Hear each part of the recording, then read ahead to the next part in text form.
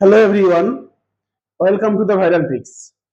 আজকে আমরা অনুপাত সম্পর্কীয় আরো একটি অঙ্ক করব। এখানে অঙ্কতে বলা আছে যে এ এর 30% সমান বি এর 40% সমান সি এর 50% হলে A is to B is to C সমান কত?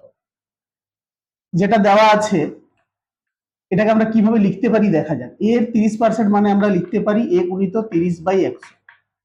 বি এর 30%, বি এর 40% সমান আমরা লিখতে পারি বি গুণিত 40/100। আবার সি এর 50% মানে আমরা লিখতে পারি সি গুণিত 50/100। লিখে দিলাম।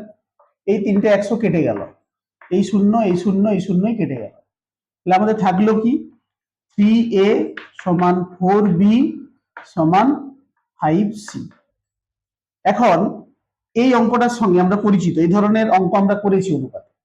তখন আমরা একটা ট্রিক্সের কথা বলেছিলাম, সেই ট্রিক্সটা প্রয়োগ করলে অনেক সহজেই আমরা অনুপাতের ভ্যালুটা পেয়ে যাব।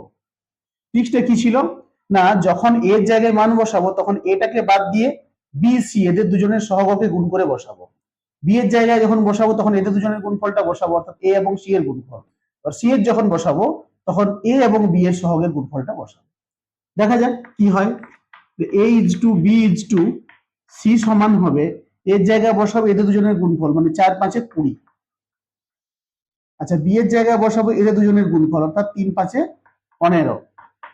আর সি এর জায়গায় বসাবো এদের দুজনের গুণফল 4×3 = 12। অর্থাৎ আমাদের সঠিক উত্তর হবে 20:15:12। এখানে উত্তর কোনটা আছে? D, option D.